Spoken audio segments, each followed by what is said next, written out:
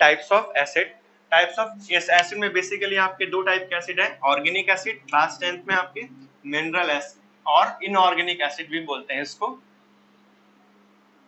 Organic acid का source होता है बेसिकली प्लांट्स एंड एनिमल्स। जो एसिड हमें प्लांट्स एंड एनिमल्स से मिलती है उनको हम ऑर्गेनिक एसिड भी बोलते हैं। जैसे कि एग्जांपल आपका हुआ CH3COOH, इसका नाम है एसिडिक एसिड, इसको हम विनेगर भी बोलते हैं। और HCOOH ये है फॉर्मिक एसिड या मिथेनोइक एसिड जो आंटस्टिंग या हनी बी में पाई जाती है, ठीक है। और सेकेंड आपका है मिनरल एसिड, ये इनका सोर्स होता है मिनरल्स, जो हमारे रॉक्स एंड मिनरल्स होते हैं वहां से ये मिलती हैं। इनका एग्जांपल है HCl, H2SO4, HNO3 and so on. और भी हैं H2CO3, H3PO4, H2SO3, sulphurous acid, phosphoric acid आपकी हो गई H3PO4। बट ये सब हमें नहीं पढ़नी है, हमें सिर्फ इन पे ध्यान देना है, ठीक है।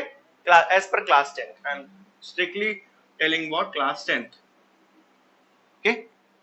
इसको नोट कीजिए आप। कुछ और भी टाइप के एसिड होते हैं जो भी आपके बुक्स में, साइड बुक में देखने को मिलेंगे। ऑक्सो एसिड्स होते हैं, ठीक है।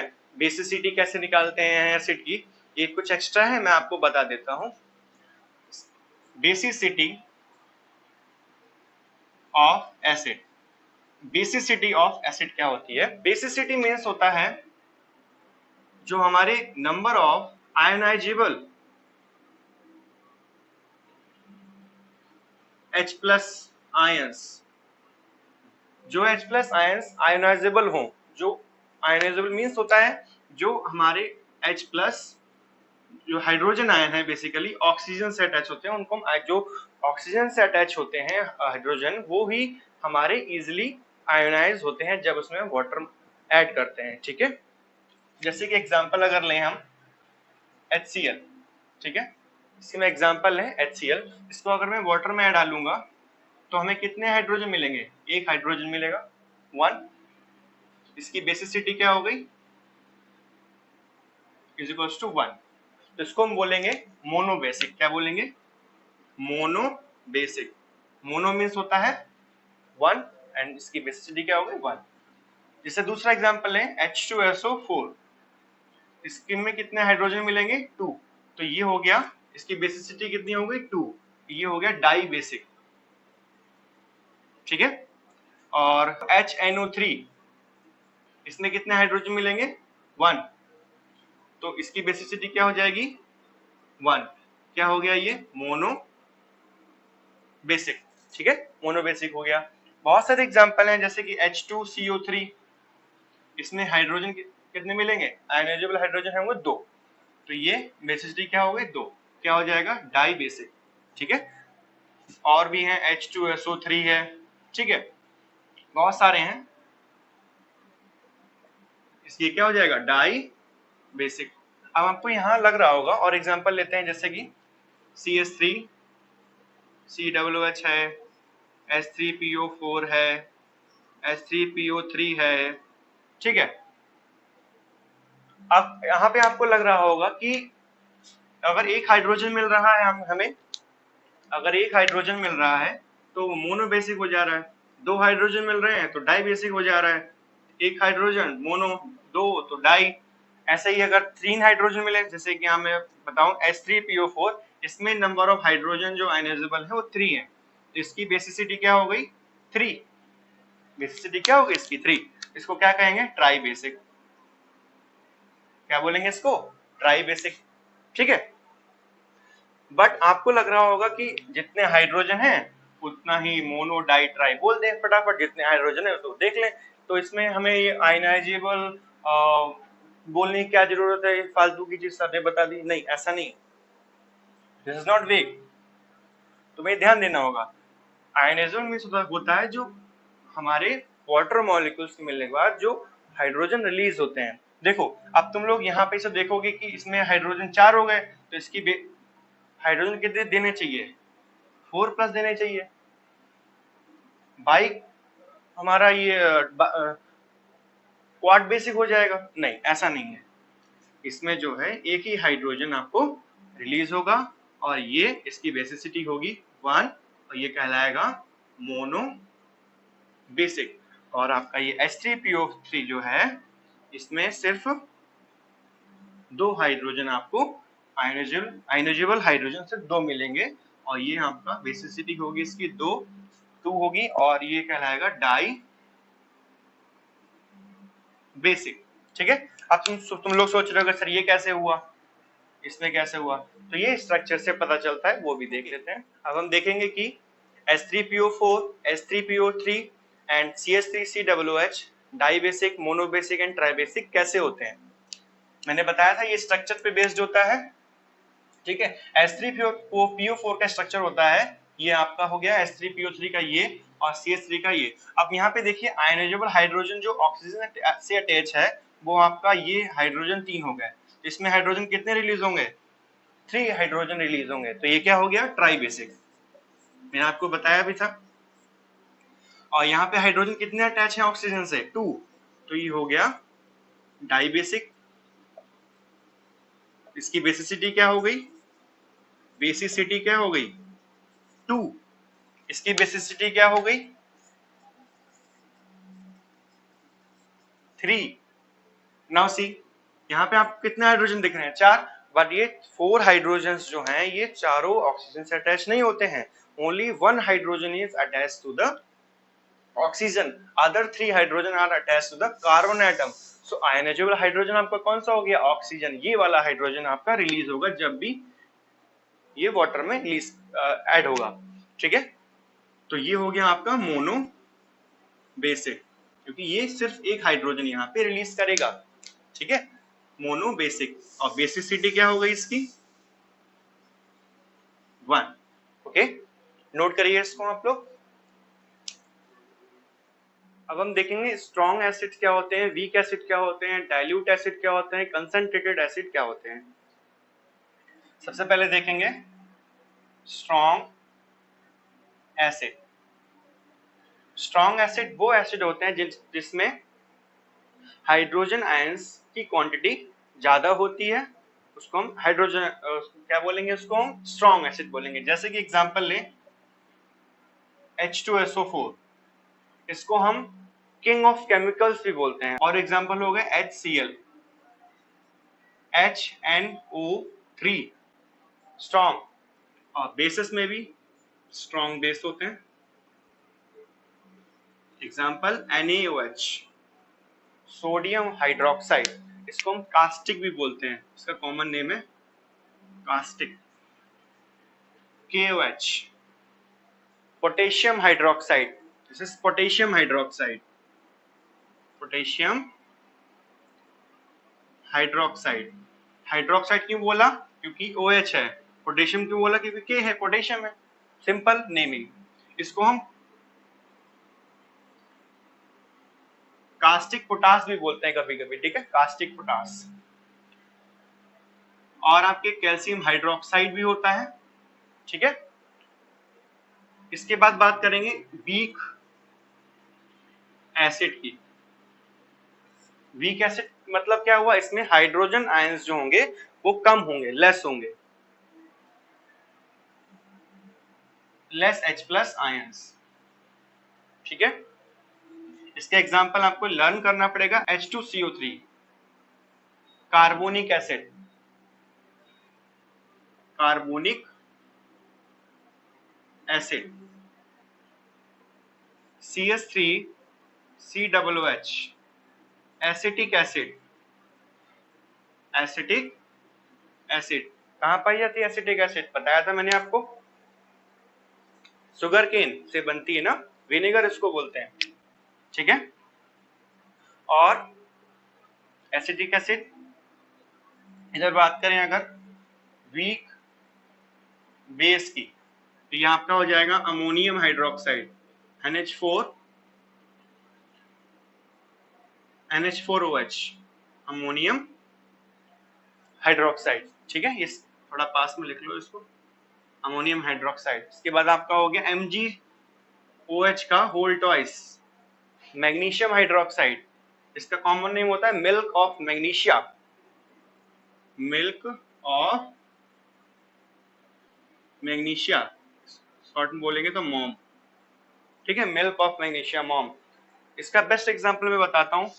जब आपके पेट में जलन वगैरह होती है, एसिडिटी बढ़ जाती है, तो डॉक्टर आपको एक मेडिसिन प्रिस्क्राइब करता है एंटासिड करके, इसको हम एंटासिड भी कह सकते हैं, ठीक है। तो जो डाइजीन होता है उसमें आप देखोगे ये लिखा होगा मिल्क ऑफ मैग्नीशिया या फिर मैग्नीशियम हाइड्रोक्साइड लिखा होगा, आप देख भी सकते हो। तो बेसिकली ये एक बेस है, ठीक है, वीक बेस है। अगर स्ट्रॉन्ग बेस तो डाल देंगे तो हमारा प्रॉब्लम हो जाएगी ना बॉडी में, ठीक है। तो वीक बेस से ही न्यूट्रलाइज होती है हमारे पेट में जो जलन वगैरह होती है वो, ठीक है। नोट करिए इसको आप। Now will see concentrated and dilute acid, okay. इसको हम कॉन्क भी बोलते हैं शॉर्ट में, CONK, conc, conc acid, dilute acid क्या होता है ये समझ लेते हैं। इसको एक एक्टिविटी से समझते हैं। Suppose I have given you 2 glass in which half of the water is filled, इसमें आधा ग्लास पानी भरा हुआ है, ये पानी हो गया, ठीक है। और आपने क्या किया, इसमें 2 लेमन को स्क्वीज किया, छोड़ दिया, 2 नींबू इसमें डाल दिए आपने, ठीक है, निचोड़ के। तो इसमें और सेकंड वाले ग्लास में क्या किया, 4 लेमन को आपने स्क्वीज किया, ठीक है, कंप्लीट। और तुमसे पूछा कि बताओ ये दोनों में से ज्यादा खट्टा ज्यादा गाढ़ा कौन होगा, ये बी वाला, क्यों, क्योंकि इसमें 4 लेमन है इसीलिए ना, यस। तो इसको बोलेंगे कॉन्क और इसको बोलेंगे डाइल्यूट। बात समझ में आई। तो कॉन्क मीन्स क्या होता है, conc means more acid less water, acid की क्वांटिटी ज्यादा होगी, वाटर की क्वांटिटी क्या होगी, कम, ठीक है। मतलब ये ज्यादा H+ ज्यादा, मतलब कह सकते हो कि गाढ़ा होगा, ठीक है। और डाइल्यूट की अगर बात करें तो इसका क्या होगा, मोर वाटर की क्वांटिटी इसमें ज्यादा होती है, लेस एसिड। ये रेशियो होता है बाय वॉल्यूम, ठीक है, कितने नंबर ऑफ मोल्स ले रहे हैं उस पर डिपेंड करता है। मैं सिंपल लैंग्वेज में आपको बता रहा हूँ क्या चीज होती है क्या चीज नहीं होती है। इसमें अगर मेरे पास HCl है तो HCl कॉन्क और डाइल्यूट होती एक ही चीज है। अगर मैं HCl में पानी ज्यादा मिला दूं तो ये डाइल्यूट कहलाएगी, ठीक है। अगर मैं पानी कम मिलाऊंगा तो कॉन्क कहलाएगी, ठीक है, ये ध्यान रखना। सिमिलरली तुम्हारा NaOH होता है डाइल्यूट और कॉन्क, सेम वही बात, पानी ज्यादा तो डाइल्यूट, पानी कम तो कॉन्क। रिएक्शन जब होती है तब उसमें ये चीजें बहुत यूज होती हैं, वो देखेंगे कैसे यूज होती है, ठीक है। तब तक आप इसे नोट कीजिए। अब हम देखेंगे कि इंडिकेटर्स क्या होते हैं। इंडिकेटर्स, इसमें काफी चीजें हम पढ़ेंगे, टाइप्स ऑफ इंडिकेटर हैं, इंडिकेटर मतलब एसिड एंड बेस में उसका क्या रोल होता है, कैसे उसको आइडेंटिफाई करते हैं, काफी चीजें हैं इसमें। तो इंडिकेटर जैसे आपको पता होगा, आपकी गाड़ी में जो 2 हेडलाइट्स होती हैं आगे और पीछे के की तरफ, जो क्या इंडिकेट करती हैं, आपको जब लेफ्ट मुड़ना होता है तो आप लेफ्ट इंडिकेटर दबाते हो, जब राइट मुड़ना होता है तो राइट इंडिकेटर करते हो। तो इंडिकेटर मतलब क्या हो रहा है, पीछे जो आ रहा है उसको पता चल रहा है कि हमें किस डायरेक्शन में मुड़ना है, मतलब वो बताते हैं कि आपको किस डायरेक्शन में मुड़ना है। सिमिलरली इन केमिस्ट्री इंडिकेटर्स जो होते हैं दे आर द सब्सटेंसेस और केमिकल्स कह सकते हो which tells whether a given species, given substance is acid or base। इसको एक बहुत इजी लैंग्वेज में समझते क्या होता है। जैसे फॉर एग्जांपल आपको मैंने एसिड दे दिया एक ग्लास में फॉर एग्जांपल, और आपसे बोला ये एक्चुअली एसिड जो होता है वो वाटर के जैसे दिखता है, इसका जो अपीयरेंस होता है वो वाटर के like, it looks like water. आपने देखा होगा, आपने सोच रहे होगा वाटर की जैसे दिखेगा, तो हमने शॉप पे देखा है कि वो हल्का येलो कलर का होता है, नहीं वो मिक्स होता है एक्चुअली प्योर एसिड की अगर बात करें लैब्स में, तो वो बेसिकली आपका ट्रांसपेरेंट होता है पानी के जैसे। तो आपको मैंने कहा कि इसको बताओ कि एसिड है कि बेस है या पानी है। मैंने यहाँ पे बेस दे दिया, यहाँ पे पानी दे दिया, H2 दे दिया, ठीक है। अब तीनों आपको पहचानने हैं, फिर मैंने तो यहाँ बता दिया है, ठीक है, एसिड है, बेस है, क्या है, ठीक है। तो आप कैसे पहचानोगे इसको? एक तो ट्रिक है, ये है कि आप उसको टच करके और टेस्ट करो। अगर खट्टा है तो वो एसिड है, कड़वा है तो बेस है, अगर टेस्टलेस है तो पानी है। पानी तो पता ही कैसा होता है, ठीक है ना। तो एसिड में तो बहुत डेंजरस होता है ना, मतलब किसी के ऊपर एसिड गिर जाए तो वो पूरा चेहरा जल जाता है, बहुत डेंजरस होता है। अगर हाथ पे गिर जाए, ये हाथ पे गिर जाए तो सारी हड्डियां गल जाएंगी और आपका दूसरे का तरफ का फेस दिखने लगेगा, दूसरा कोई बंदा सामने बैठा हुआ है। This is more dangerous, acids are very dangerous substances. जो छोटे बच्चे होते हैं उनको बहुत दूर रहना चाहिए, तभी छोटे बच्चों को प्रैक्टिकल भी बहुत दूर रखते हैं, लेमन से कराते हैं एक्सपेरिमेंट, रियल एसिड से नहीं कराते हैं, ठीक है। उनको नॉलेज नहीं होती है, 9th में अच्छी नॉलेज लेते हैं, 10th में अच्छी नॉलेज लेते हैं, फिर उन्हें 11th 12th में प्रैक्टिकल्स की तरफ ले जाया जाता है, ठीक है। अब टेस्ट अगर करोगे इसको तो आपकी उंगली वगैरह जल सकती है, जीभ जल सकती है, एसिड बहुत डेंजरस है। तो क्या करेंगे भाई, सोचना पड़ेगा। तो इंडिकेटर्स हम यूज करते हैं, वो बताते हैं कि एसिड है कि बेस है। तो यहाँ पे हम क्या करेंगे, लिटमस पेपर लेके आएंगे और वो रेड हो जाएगा तो एसिड हो गया। अगर रेड हो गया तो, अगर ये तुम्हारा ब्लू हो गया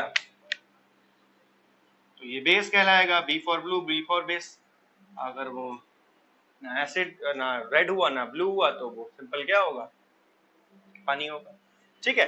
तो इंडिकेटर्स आपको पता चला क्या होते हैं, ये सब्सटेंसेस होते हैं जो कि बताते हैं कि एसिड गिवन इस जो केमिकल है आपका एसिड है या बेस है, ठीक है। और इसमें टाइप्स देख लो, टाइप्स क्या होते हैं इंडिकेटर के। टाइप्स में आपका आएगा नेचुरल, ठीक है, नेचुरल इंडिकेटर और सिंथेटिक इंडिकेटर। सिंथेटिक इंडिकेटर क्या होता है? नेचुरल मीन्स आपको पता ही होगा, सिंपल क्या है कि नेचुरल मीन्स जो नेचुरल अकरिंग है, which we get from plants, get from plants। Example की बात करेगा तो लिटमस पेपर जो है ना, लिटमस पेपर जो आपने देखा होगा केमिस्ट्री लैब में, वो बेसिकली केमिकल का बना होता है, जो उसका केमिकल का नाम होता है लाइकेन। लाइकेन, जिसमें आप सुना होगा रबड़ जो होती है, रबर वो लेटेक्स से बनती है, पेड़ों में पाई जाती है। तो सिमिलरली जो लिटमस पेपर है वो आपका लाइकेन से बनता है, जो कि प्लांट्स में होता है, ठीक है। दूसरा एग्जांपल है आपका बेस्ट एंड सबका फेवरेट, आपका हल्दी, टर्मरिक। टर्मरिक कैसे, हल्दी कैसे हो गया? खाना खाते हो, जब ज्यादा खाना खा लो, जब जल्दी जल्दी भूख लगती है तो थोड़ा खाना शर्ट भी गिर जाता है, तो शर्ट गिर गया, येलो येलो हो गया, और मम्मी ने जब कपड़े साफ किए, साबुन लगाया उस पर, घड़ी साबुन या फिर कोई डिटर्जेंट, तो वो रेड हो जाता है। तो रेड हो गया मतलब हल्दी ने उसको रेड कर दिया, तो मतलब ये इंडिकेट हो रहा है साबुन लगाया आपने, वो होगा एसिड होगा या बेस होगा, ठीक है। वो आगे बात करेंगे क्या क्या कलर चेंज होगा, ठीक है, हल्दी में की प्रेजेंस में। अब देखते हैं इसके बाद सिंथेटिक इंडिकेटर में और भी है, इसमें एग्जांपल आपके होते हैं, जैसे कि रेड कैबेज हो गया, उसमें हम इंडिकेटर बना भी सकते हैं। आपका प्याज हो गया, वो भी एक तरीके का इंडिकेटर होता है। लौंग, क्लोव और इलायची आपकी हो गई, वनीला हो गया, ये सब आपके क्या है, इंडिकेटर है जो नेचुरली अकरिंग है। उसको भी एक स्पेशल नेम दिया गया ऑल्फैक्टरी इंडिकेटर, वो भी हम देखेंगे अभी। सिंथेटिक की बात करें अगर, तो इसमें आपका आता है फिनोल्फ्थलीन।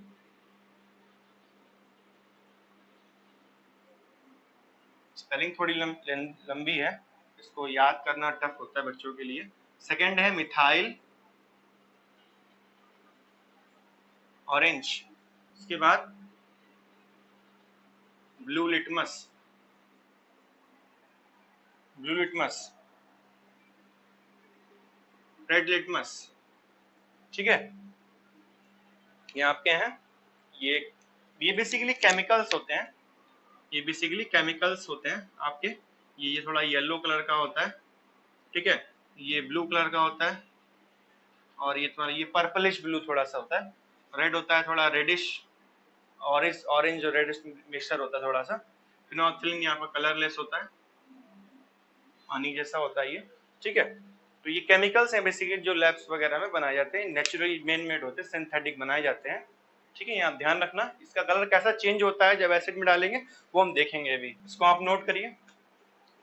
ऑल्फैक्टरी इंडिकेटर, ऑल्फैक्टरी इंडिकेटर्स क्या होते हैं? ऑल्फैक्टरी इंडिकेटर्स वो होते हैं जो एसिड और बेस मीडियम में अपनी स्मेल चेंज करते हैं, अपनी स्मेल चेंज कर देते हैं। जैसे कि अगर मैं एग्जांपल बात करूं तो इसमें लिख लो आप लोग, they are the indicator, they are the indicator which changes their smell in